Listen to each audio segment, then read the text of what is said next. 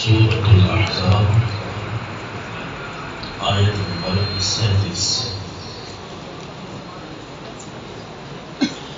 أعوذ بالله من الشيطان الرجيم. بسم الله الرحمن الرحيم. وإذ تقول للذي أنعم الله عليه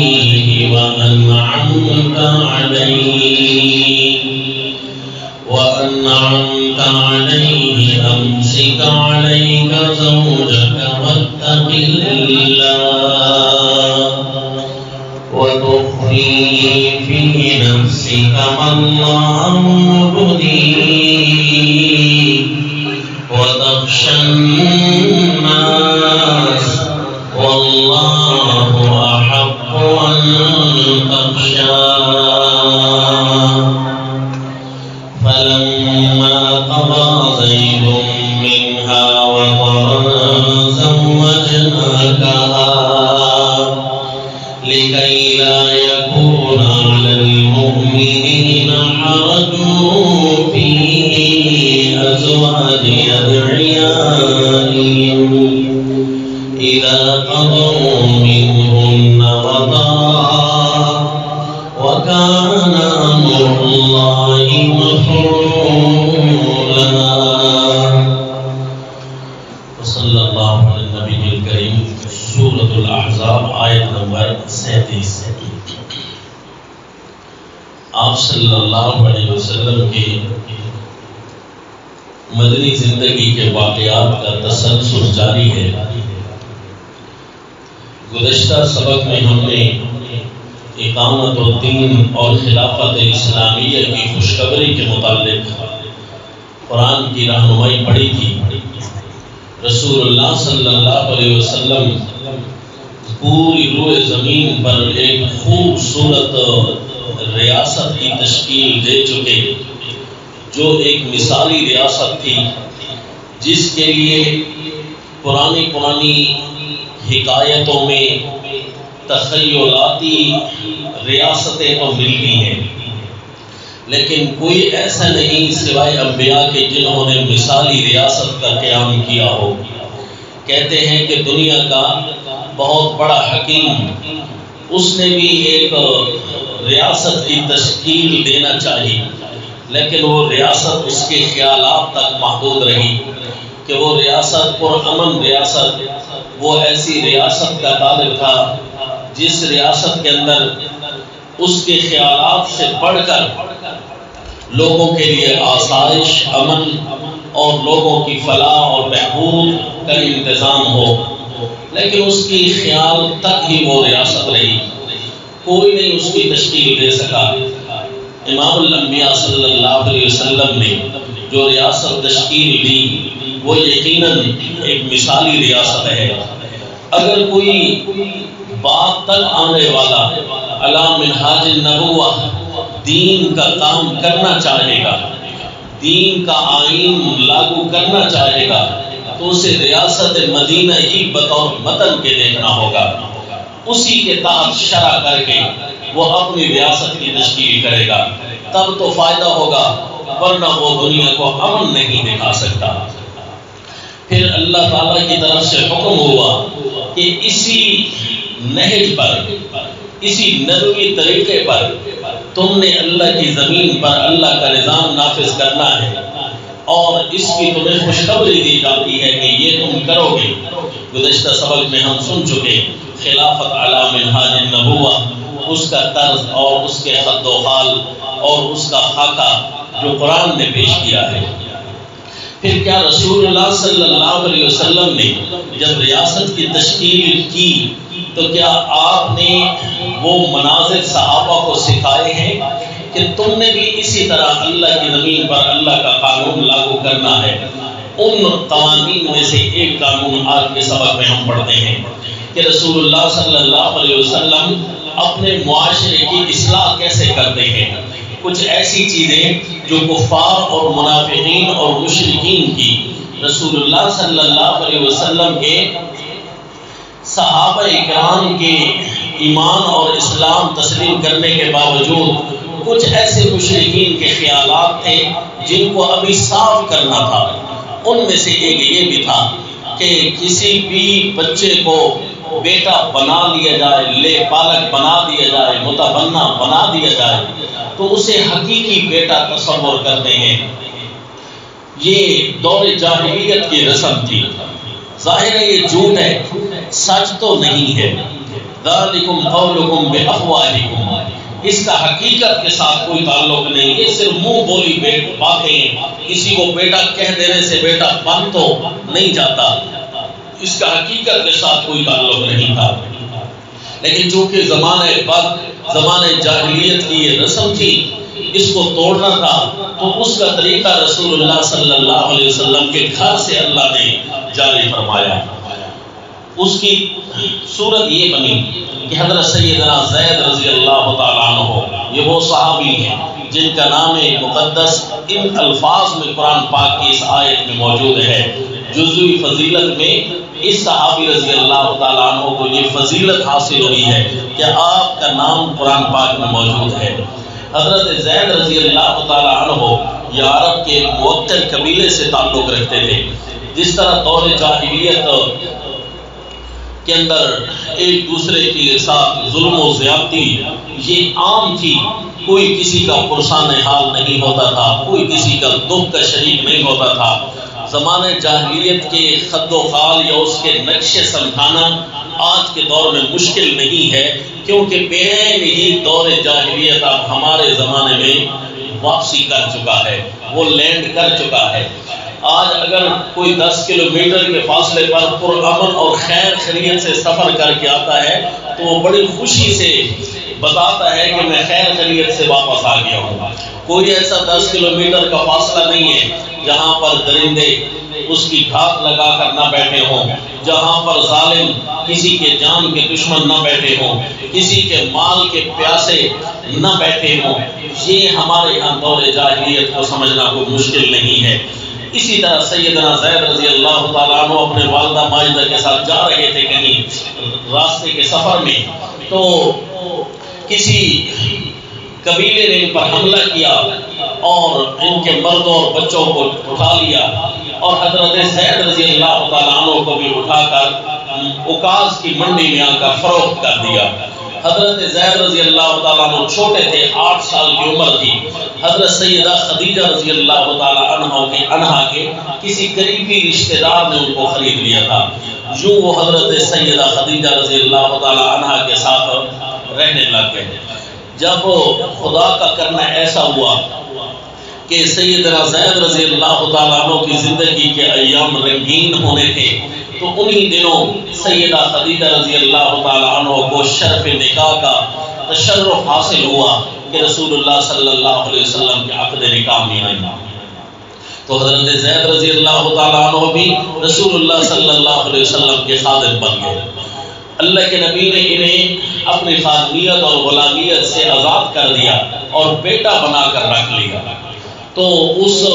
کمال شفقت نے حضرت زید رضی اللہ تعالیٰ عنہ کو بچپن میں بھی اتنا لاڈ اور پیار دیا کہ وہ گھر کے باقاعدہ ایک فرد تک محسوس ہونے لگے۔ حتیٰ کہ سیدہ خدیجہ رضی اللہ تعالیٰ عنہ کی وفات کے بعد آپ صلی اللہ علیہ وسلم کے پاس ہی رہتے تھے، اور کسی نے حج کے موسم میں لوگ تو آتے تھے، زمانے جاہلیت میں بھی حج کرنے تو آتے تھے اپنے اپنے طور طریقوں سے۔ یمن کے یہ بڑے لوگوں میں سے تھے، شہزادوں میں سے تھے، تو یمن کے کچھ لوگ آئے ہوئے تھے حج کرنے کے لیے۔ انہوں نے حضرت زید رضی اللہ تعالیٰ عنہ کو دیکھ کر پہچان لیا کہ واقعی ان کو تو اپنے علاقے میں ڈھونڈا جا رہا ہے، یہ تو وہاں گم ہے۔ چنانچہ ان کے عزیز و اقارب کو خبر دی گئی، وہ تو بھاگے آئے رسول اللہ صلی اللہ علیہ وسلم کے پاس۔ کسی نے بتایا جی وہ آپ کی بات سننے والے ہوں گے، وہ آپ کے ساتھ شفقت سے پیش آنے والے ہوں گے، ایک دفعہ مل لیں۔ تو ان کے رشتہ دار ملے اور بتایا کہ ہم جی حضرت زید رضی اللہ تعالیٰ عنہ، ہم انہی کے رشتہ دار ہیں، یہ بھائی ہے، یہ چچا ہے، یہ والد ہے، تو آپ اس کی جتنی بھی رقم ہم سے لینا چاہیں ہم آپ کو دینے کے لیے تیار ہیں، وہ آپ ہمیں دے دیں۔ آپ صلی اللہ علیہ وسلم نے فرمایا اگر واقعی وہ آپ کا ہی آدمی ہے، وہ آپ کا ہی بچہ ہے، تو بغیر کسی پیسے کے آپ اسے لے جا سکتے ہیں، میں رکاوٹ نہیں بنوں گا، لیکن ایک شرط یہ بھی ہے کہ اگر وہ نہ جانا چاہے تو میں اس پر بھی شدت نہیں کروں گا، وہ یہاں رہنا چاہے اور میں کہوں نہیں تو میرے پاس نہیں رہ سکتا، یہ بھی نہیں کروں گا، اگر وہ آج خود رہنا چاہے تب بھی اس کی مرضی ہوگی، تمہارے ساتھ جانا چاہے تب بھی اس کی مرضی ہوگی۔ چنانچہ انہوں نے کہا یہ تو ہو نہیں سکتا کہ اتنے دنوں کا بچھڑا جب اسے مل جائے تو یہ کیسے ہو سکتا ہے کہ اسے اپنے گھر کی یاد نہ آتی ہو، اسے اپنے خون کا خیال نہ آتا ہو۔ چنانچہ جب والدین کے سامنے آئے حضرت زید رضی اللہ تعالیٰ عنہ پہلے تو ملے، ان کے ساتھ اپنا پیار و محبت پورا جتلایا، لیکن جب چلنے کی بات ہونے لگی انہوں نے کہا آؤں گا ضرور، آتا بھی رہوں گا، ملتا بھی رہوں گا، لیکن اس گھر کو میں نہیں چھوڑنے والا۔ کیوں جی؟ والدین کے گھر کو کون چھوڑتا ہے؟ والدین کے گھر کو اس لیے نہیں چھوڑا جاتا نا کہ وہ وہاں سے زیادہ محبت مل رہی ہوتی ہے، تو وہ والدین سے زیادہ محبت رسول اللہ صلی اللہ علیہ وسلم کے گھر سے مل رہی تھی، پھر کون ہے جو اپنے بچپن کے اس پیار کو اور محبت کو چھوڑ دے؟ چنانچہ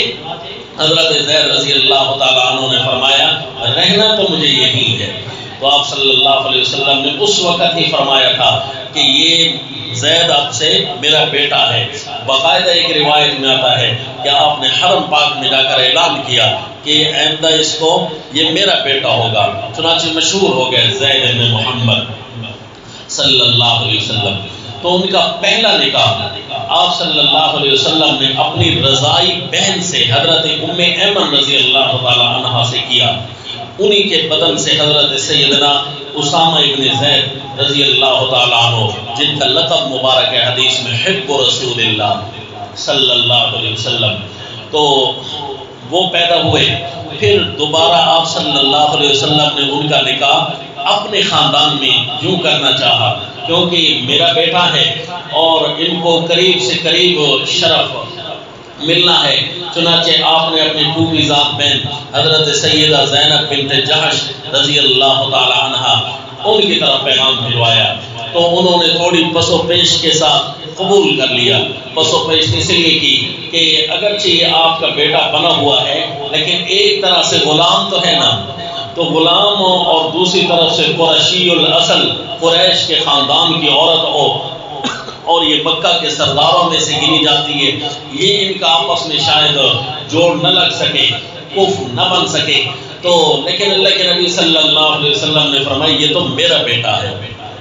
چنانچہ انہوں نے نکاح کر دیا۔ لیکن اللہ تعالیٰ کا کرنا ایسا ہوا کہ یہ محبت ڈالنے والے اللہ کریم ہے، اللہ کو کچھ اور ہی منظور تھا، یہاں سے اللہ کریم نے اقامت الدین کے ایک قانون کا نفاذ کروانا تھا، چنانچہ اللہ کریم کی مرضی جہاں محبت ڈالے اور جہاں سے اللہ محبت اٹھا لے وہ اللہ کی مرضی ہے۔ چنانچہ حضرت سیدنا زید رضی اللہ تعالیٰ عنہ اور سیدہ زینب اگرچہ ان کا نکاح تو ہو گیا لیکن وہ جو کفر کا خیال کیا ہے شریعت نے وہ اسی دلی لگاؤ کی وجہ سے کیا ہے۔ جتنا بھی کوئی آپس میں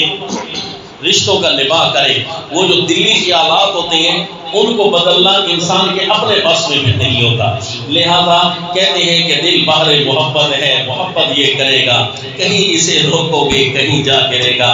یہ دل ایسی چیز ہے کہ اس کو سمجھانا پڑتا ہے، بتانا پڑتا ہے، اس پر محنت کرنی پڑتی ہے، اسی لیے تو اللہ کریم نے قرآن پاک کے اندر دل کے بارے میں خصوصی آیات نازل فرمائی ہیں۔ سیدنا ابراہیم علیہ السلام نے دعاؤں میں فرماتے ہیں الا من اتى اللہ بقلب سلیم، جو اللہ کے پاس واضح اور سالم دل لے کر آیا کامیاب ہوئی ہوگا۔ اور رسول اللہ صلی اللہ علیہ وسلم نے فرمایا کہ الا ان فی الجسد مضغة اذا صلحت صلح الجسد كله واذا فسدت فسد الجسد كله الا وهي القلب او كما قال النبي صلی اللہ علیہ وسلم۔ فرمایا تمہارے جسم کے اندر یہ ایک ایسا حصہ ہے، اگر یہ صحیح رہا تو پورا جسم صحیح رہے گا، اگر یہ خراب رہا تو پورا جسم تمہارا خراب رہے گا۔ الا وہی القلب، خوب سن لو یہ دل ہے، دل اگر یہ تمہارا صحیح رہا، نیتیں پاک رہی، آنکھیں غلط استعمال نہیں ہوگی، کان غلط استعمال نہیں ہوں گے، پورا بدن تمہارا صحیح چلتا رہے گا۔ یہ دل کا مرکز اگر یہ خراب ہو گیا نا، اس کی حیثیت بادشاہ کی ہے۔ بادشاہ جس طرح باقیوں پر آرڈر کرتا ہے تو یہ جسم کا حصہ باقی اعضاء پر گویا آرڈر کرتا ہے۔ ابلیس لعین کو بھی اس بات کا تو پتا ہے، اس لیے اس نے اپنے ایک شتونگڑے کی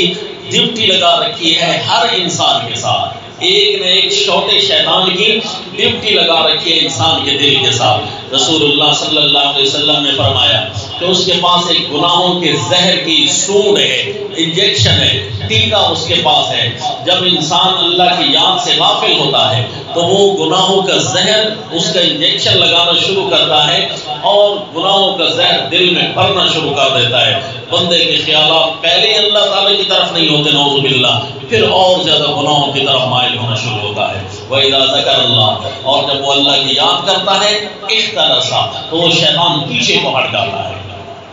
کیونکہ شیطان کو پتا ہے اگر یہ حصہ میرے کنٹرول میں ہے تو پھر سارا جسم میرے کنٹرول میں ہے۔ لہذا رسول اللہ صلی اللہ علیہ وسلم بھی اپنے دل کے لیے دعا مانگا کرتے تھے، یا مقلب القلوب ثبت قلبی علی طاعتک، اے دلوں کو پھیرنے والے میرا دل اپنی اطاعت کی شوق میں لگا لو۔ اور رسول اللہ صلی اللہ علیہ وسلم خصوصی طور پر دل کی جو خصوصی چیز ہے محبت، اس کے لیے دعا مانگا کرتے تھے، اللہم انی اسألک حبک وحب من یحبک وحب عمل یقرب الی حبک۔ تو اسی لیے یہ دعا بھی مانگا کریں اور اپنے دل کی اصلاح کی فکر بھی کرتے رہا کریں۔ باقی اعضاء کی جس طرح فکر کرنی ہے اس کی زیادہ فکر کرنی چاہیے۔ اس کے اندر اللہ کریم نے محبت نہ ڈالی، اللہ قادر ہے، کر سکتے ہیں۔ چنانچہ حضرت زید رضی اللہ تعالی عنہ وہ بھی محبت نہیں کر رہے تھے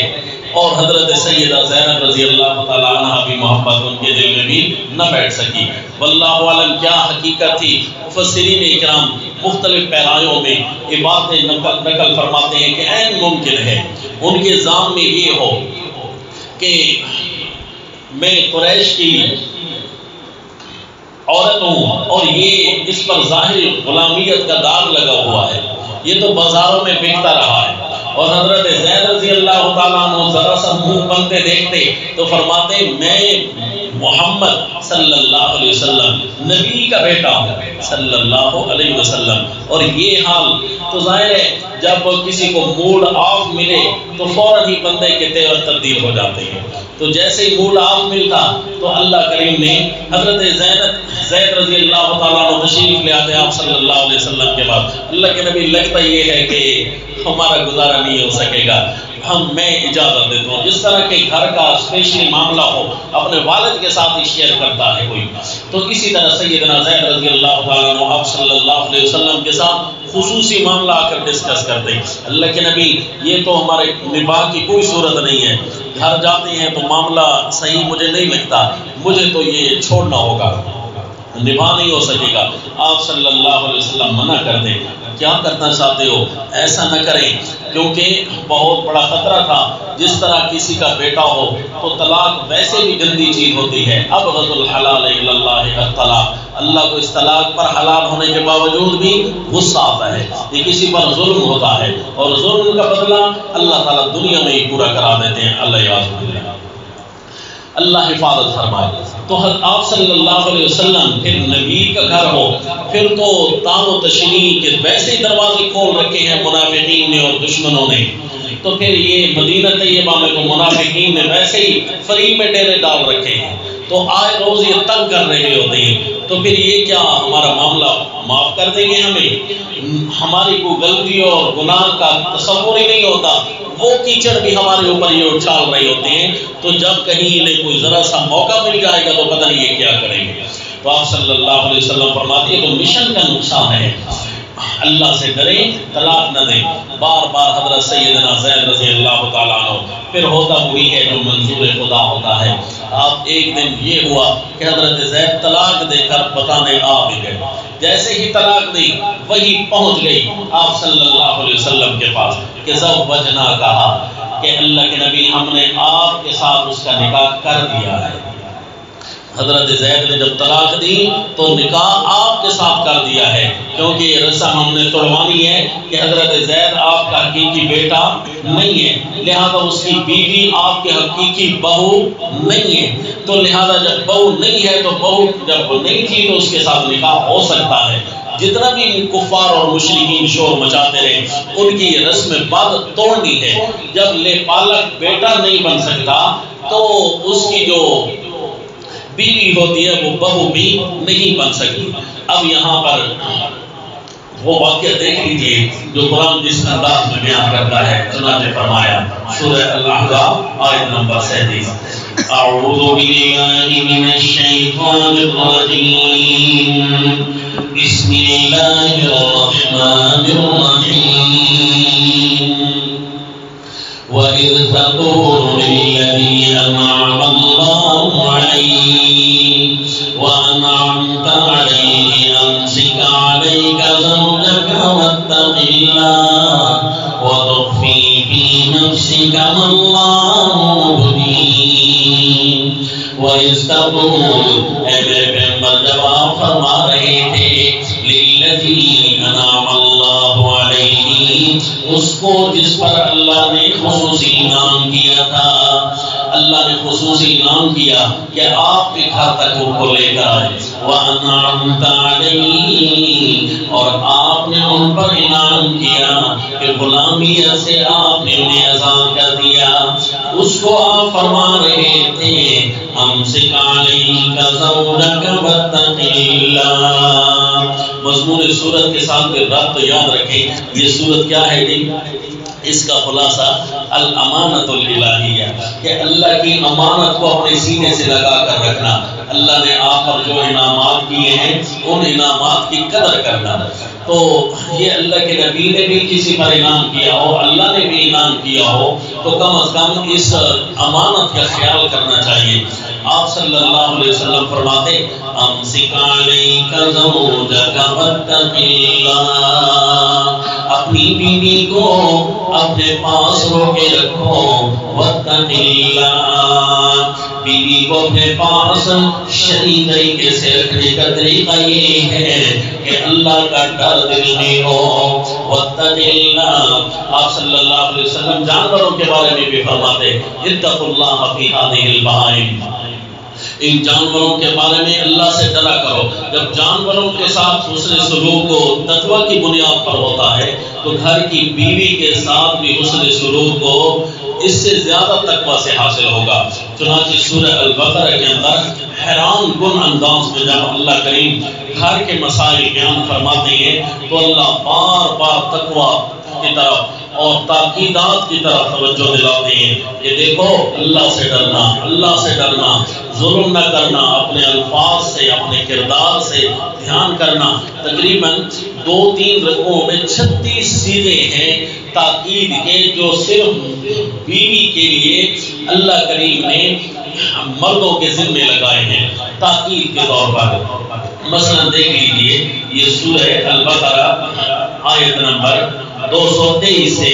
222 سے شروع ہو جاتا ہے، 223 سے ایک انداز دکھانے لگا ہوں گی۔ فرمایا نساؤکم حرث لکم فأتوا حرثکم عنا شئتم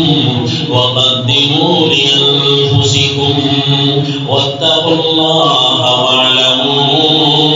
انکم ملاقوہ وبشر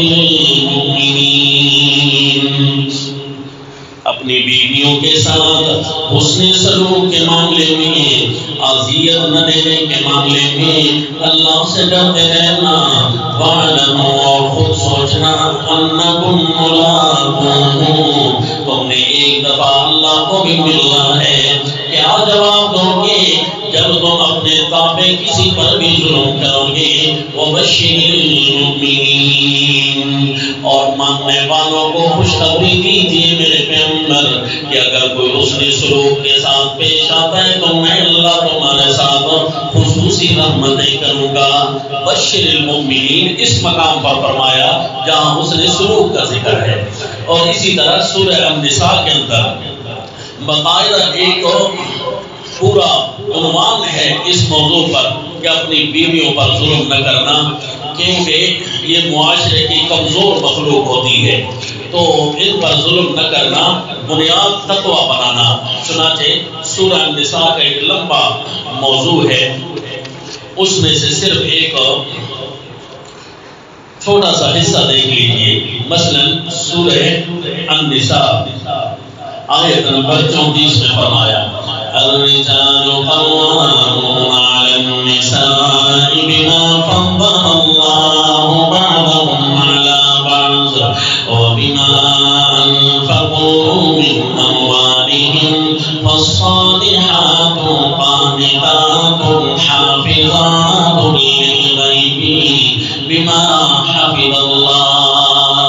مردوں کو اللہ نے طاقتور بنایا ہے عورت پر، لیکن طاقتور اس کو نہیں کہتے جو اپنی طاقت جگاتا بھی رہے کمزور پر، طاقتور تو اس کو کہتے ہیں جو اگلے طاقتور کے سامنے اپنی طاقت کا اظہار کرے۔ کمزور پر بھی طاقت کا اظہار کرنا یہ کوئی طاقت تو نہیں ہوتی،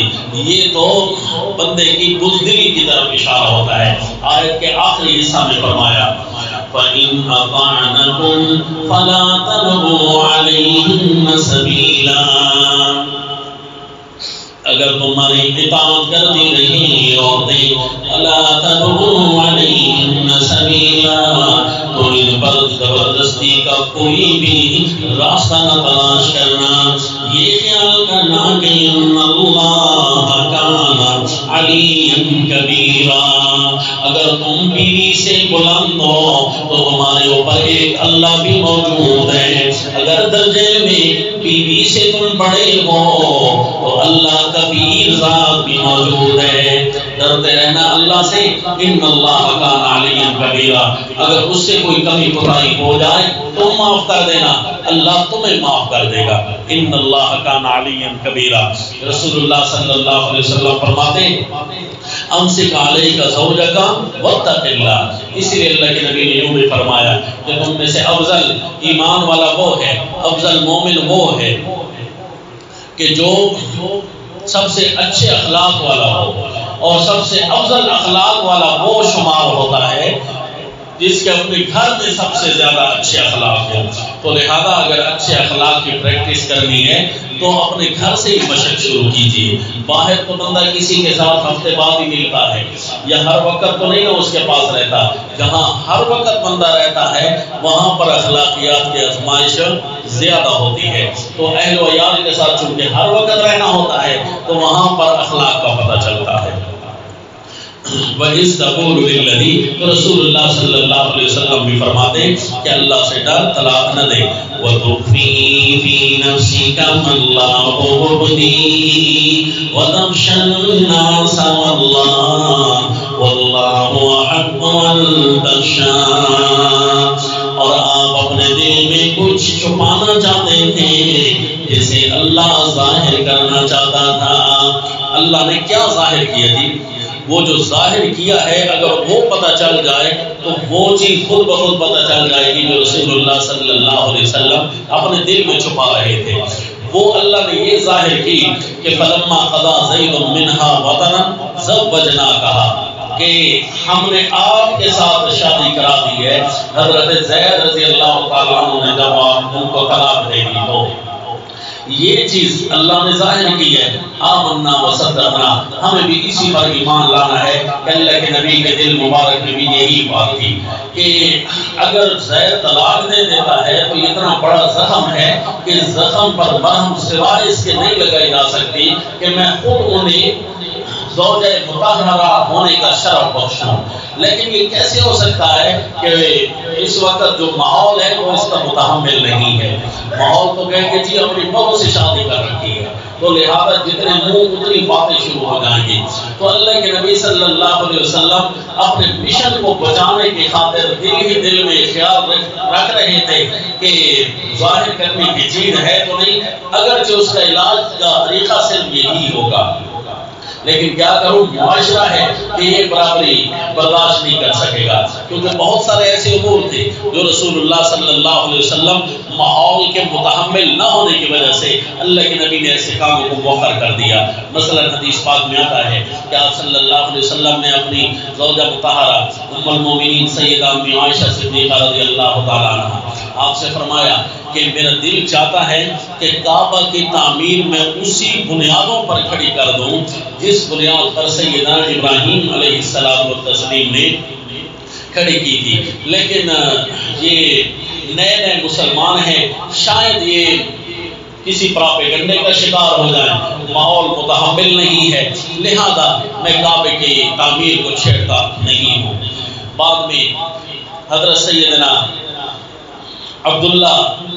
ابن زبیر رضی اللہ تعالیٰ عنہ جو مکہ کے گورنر بنے، تو انہوں نے فرمایا چونکہ اب یہ صورتحال نہیں ہے لہذا آپ نے کعبہ کو شہید کر کے اسی تعمیر پر کھڑا کر دیا جو آپ صلی اللہ علیہ وسلم کی چاہت تھی، کیونکہ صحابہ اللہ کے نبی کی چاہت کو پورا کرنے والے ہیں۔ بعد میں جب ان کی کوئی مخالف حکومت ہے واللہ عالم وہ کون تھے اس کا تفصیلی ذکر نہیں ہے، یہ بھی تاریخی بات ہے اور دوسری تعمیر کی بات بھی تاریخی ہے۔ تو چنانچہ انہوں نے پھر مخالف حکومت نے کہا کیوں جی انہی کی تعمیر کیوں کھڑی رہے، لہذا ان کی باقیات بھی مٹانے کا طریقہ یہ ہے کہ کعبہ کو اصل تعمیر پر لوٹایا جائے۔ بھئی آپ کے پاس کیا دلیل ہے؟ کہا جی ہمارے پاس دلیل یہ ہے کہ نبی کے زمانے میں یہی تعمیر تھی۔ چلو جی نبی کے زمانے میں یہی تعمیر تھی تو انہوں نے پھر وہی تعمیر کھڑی کر دی جو کہ اب بھی موجود ہے اور مشرکین مکہ نے جس طرح کھڑی کی تھی۔ چنانچہ جب ان کی حکومت گرنے لگی سیدنا امام مالک رحمہ اللہ آپ درمیان میں آ کر رکاوٹ بن گیا، بھائی آپ کعبہ کو کوئی نہ چھیڑے، کیونکہ جب دوبارہ ان کی حکومت گرے گی تو پھر پہلے والے آ جائیں گے کہ ہم دوبارہ کعبہ کو تعمیر کر دیں گے، پھر اللہ کے گھر کے ساتھ کھلواڑ ہوتا رہے گا۔ اب کوئی تو ہو نا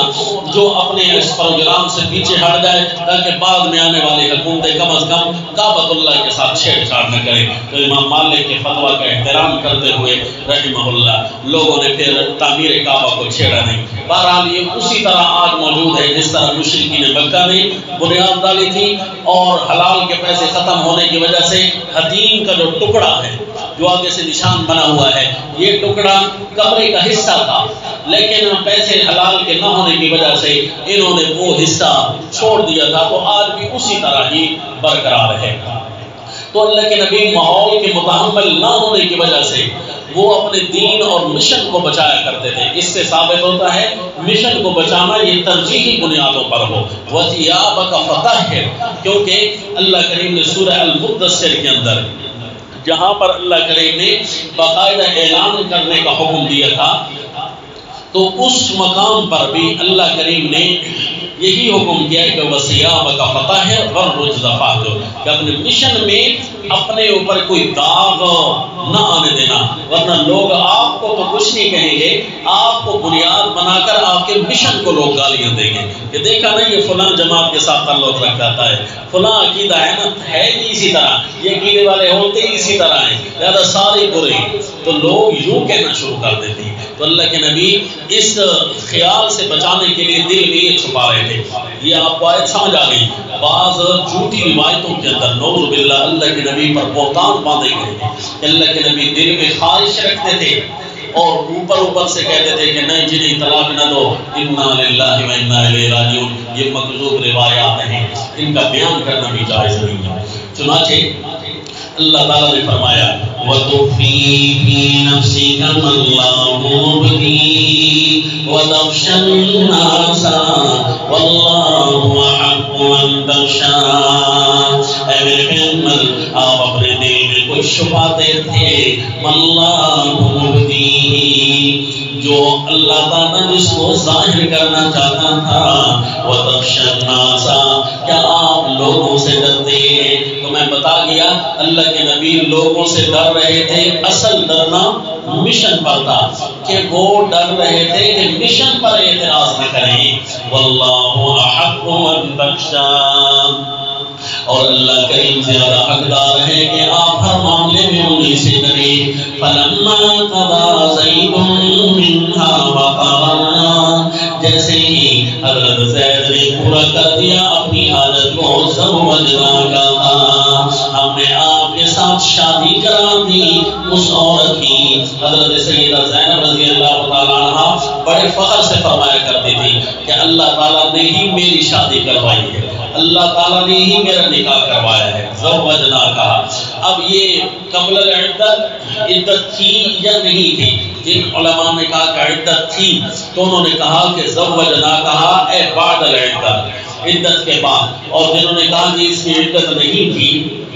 تو انہوں نے کہا کہ اس کی وجہ یہ ہے کہ اس مقام پر ایک اور بھی اشارہ موجود ہے کہ فما لکم علیہن من عدت تعتدونها، کہ جس عورت کے ساتھ صرف نکاح ہوا ہو اور اس کی ساتھ قربت ثابت نہ ہو تو اس پر عدت نہیں ہوتی۔ لہذا اس مقام پر اس آیت کا آ جانا بھی ایک اشارہ ہے کہ یہاں عدت نہیں تھی، اور ایک متکلم فی روایت بھی تائید کرتی ہے اس اشارے کی، اگرچہ روایت کی سند مضبوط نہیں ہے کہ حضرت سیدہ زینب رضی اللہ تعالیٰ عنہ کی عدت نہیں تھی، لیکن کیونکہ قرآن کا اشارہ ہے اور اشارے کی تقویت اس روایت سے مل رہی ہے تو لہذا اس کو اس کمزور اعتبار کی بنیاد پر اس کو لیا جا رہا ہے۔ سبق تفسیر کا ہے تو لہذا صرف ایک اشارہ کر دیا کہ حضرت زینب رضی اللہ تعالیٰ عنہ کی عدت نہیں تھی،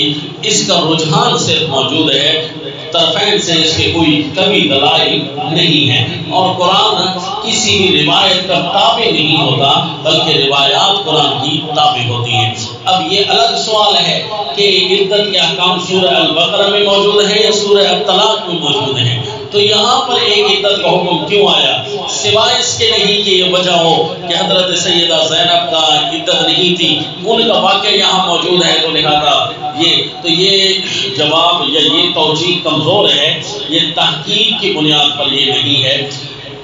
تو اس کی اصل وجہ کوئی بھی ہو سکتی ہے جو تفسیر کے سبق میں ہے کہ مضمون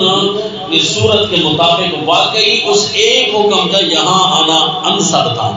یہاں آنا سورہ البقرہ کے اندر اگر ہوتا تو وہاں اشکال کا جواب نہیں دیا جا سکتا تھا، اگر بالفرض سورہ الطلاق میں ہوتا تو ہمارے پاس اس کا کوئی جواب نہیں تھا۔ یہ حکم سورہ الاحزاب میں موجود ہے تو مضمون صورت باقاعدہ اس کا جواب ہے کہ یہاں یہ حکم کیوں ہے، چاہے وہ حضرت سیدہ زینب کے لیے ہو یا نہ ہو، باقاعدہ طور پر الگ طریقے سے اللہ نے وہاں چونکہ عدت کے نہ ہونے کا فرمایا ہے کہ قبل المسیس اگر کسی عورت کو طلاق ہو جائے تو اس کی عدت نہیں ہوتی، وہ اس صورت میں جو حکم آئے ہیں تو اس کی مضمون صورت کی الگ توجیہ موجود ہے۔ چنانچہ حضرت سیدنا زید رضی اللہ تعالیٰ عنہ کے طلاق کے بعد اللہ کریم نے نکاح کرا دیا اور قانون آگے بنوا دیا، فرمایا لِكَيْ لَا يَكُونَ عَلَى الْمُؤْمِنِينَ حَرَجٌ فِي أَزْوَاجِ أَدْعِيَائِهِمْ، تاکہ نہ رہے دونوں پر کوئی تنگی اپنے لے پالک کی، اپنی متمنا کی بیویوں کے بارے میں، وہ ان کی حقیقی بہویں نہ بن سکیں گی، لہذا ان کے ساتھ نکاح کرنا ان کے لیے جائز ہوگا۔ اذا قضوا منهن وطرا، جب وہ ان کے ساتھ اپنی حاجت یعنی طلاق والی پوری کر دیں، وکان امر اللہ مفعولا، اور اللہ کا ہی معاملہ، اللہ کا ہی امر نافذ ہوا کرتا ہے، ہوتا وہی ہے جو منظور خدا ہو۔ چنانچہ یہ ایک الگ مسئلہ ہے کہ کیا لے پالک رکھنا چاہیے کہ نہیں، کہ بچہ جو لوگ گود لیتے ہیں کیا یہ لینا چاہیے کہ نہیں لینا چاہیے؟ قرآن میں براہ راست اس کا منع تو نہیں ہے، لیکن اس کا منع ضرور ہے کہ اگر کوئی کسی کو منہ بولا بیٹا بنائے تو یہ اس کا باپ حقیقی نہیں بنے گا، اس کو اپنے باپ کی طرف نسبت کی جائے۔ چنانچہ آج کل تو لوگ کاغذات کے اندر بھی مجبوری ہوتی ہے، وہ کہتے ہیں جی میں نے بچہ گود لیا تو مجھے والد لکھوانا ہی پڑے گا، تو پھر یہ وہ گناہ ملے گا نہیں، لہذا اس کو اپنے والد کی طرف ہی نسبت